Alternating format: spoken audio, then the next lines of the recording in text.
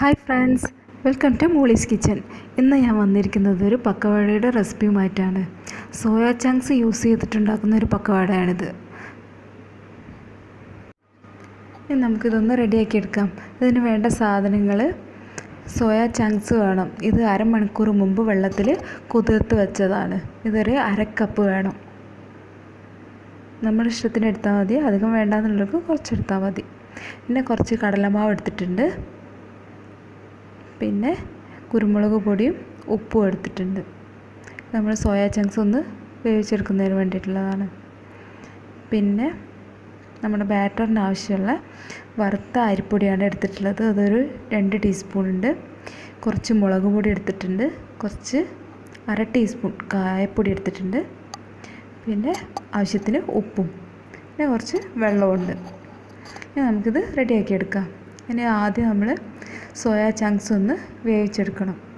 ഇത് കുക്കറിലേക്ക് ഇട്ടൊരു 2 വിസിൽ വരുന്നവരെ ഒന്ന് വേവിച്ചെടുത്താൽ മതി.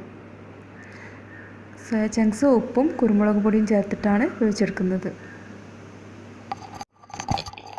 ഇനി നമുക്കിതിന് വേണ്ടിയിട്ടുള്ള ബാറ്റർ ഒന്ന് റെഡിയാക്കി എടുക്കാം. അതിന് വേണ്ടിയിട്ട് ആദ്യം നമ്മൾ എടുത്തു വെച്ചിരിക്കുന്ന കടലപ്പൊടി ഒന്ന് ഒരു ബൗളിലേക്ക് ഇട്ട് കൊടുക്കാം. ഇനി അതിലേക്ക് നമ്മൾ എടുത്തു വെച്ചിരിക്കുന്ന മുളക് പൊടിയും വറുത്ത അരിപ്പൊടിയും കായപ്പൊടിയും ഉപ്പും ചേർത്ത് കൊടുക്കാം.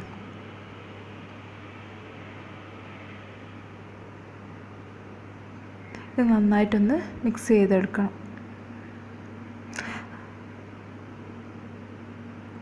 ഇനി അതിനുശേഷം ഇതിലേക്ക് വെള്ളം ഒഴിച്ചിട്ട് ഇതൊരു ബാറ്ററാക്കി എടുക്കണം. നമ്മളെടുത്ത് വെച്ചിരിക്കുന്ന വെള്ളത്തിൽ നിന്ന് കുറച്ചായിട്ട് അതിലേക്ക് ഒഴിച്ചിട്ടൊന്ന് മിക്സ് ചെയ്ത് കൊടുക്കുക. അധികം ലൂസായി പോകരുത്, ചെറിയൊരു തിക്കായിട്ടുള്ളൊരു ബാറ്ററാണ് നമുക്ക് വേണ്ടത്.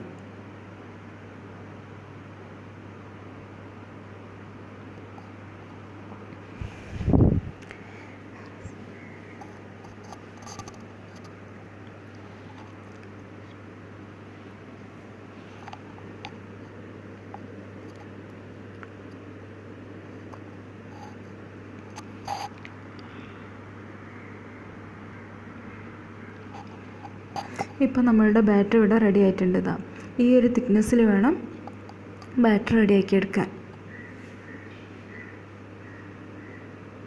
ഇനി നമുക്ക് ഇതൊന്ന് ഫ്രൈ ചെയ്തെടുക്കണം.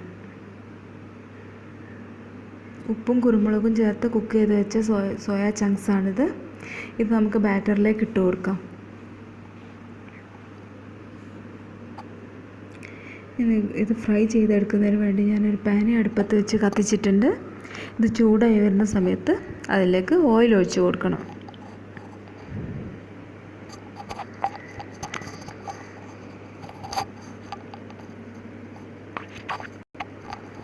ഈ ഓയിൽ ചൂടായി വരുന്ന സമയത്ത് നമ്മൾ സോയ ചങ്ക്സ് മാവിൽ മുക്കിയിട്ട് ഇതിലേക്ക് ഇട്ട് കൊടുക്കാം.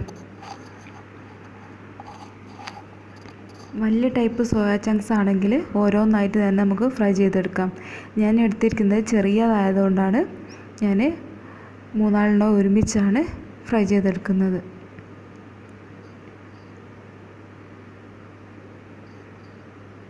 ഇത് ഒരു ഇളം ഗോൾഡൻ ബ്രൗൺ നിറമാകുമ്പോൾ നമുക്കിതിൽ നിന്ന് കോരിയെടുക്കാം.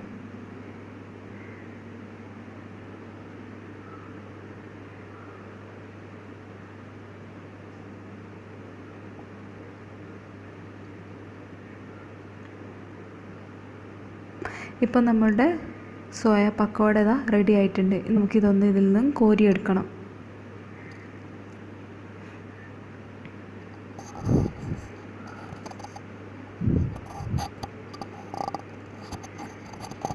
ഇതെല്ലാവരും ഒന്ന് വീട്ടിൽ ട്രൈ ചെയ്ത് നോക്കണം. വളരെ ഈസി ആയിട്ട് തന്നെ നമുക്കിത് റെഡിയാക്കി എടുക്കാൻ സാധിക്കും. നിങ്ങൾക്ക് എൻ്റെ റെസിപ്പി ഇഷ്ടമായിട്ടുണ്ടെങ്കിൽ നിങ്ങളുടെ കൂട്ടുകാരിലേക്ക് ഷെയർ ചെയ്ത് കൊടുക്കുക, ലൈക്ക് ചെയ്യുകയും ചെയ്യുക. നിങ്ങളുടെ അഭിപ്രായങ്ങൾ കമൻറ്റ് സെക്ഷനിലൂടെ അറിയിക്കാവുന്നതാണ്.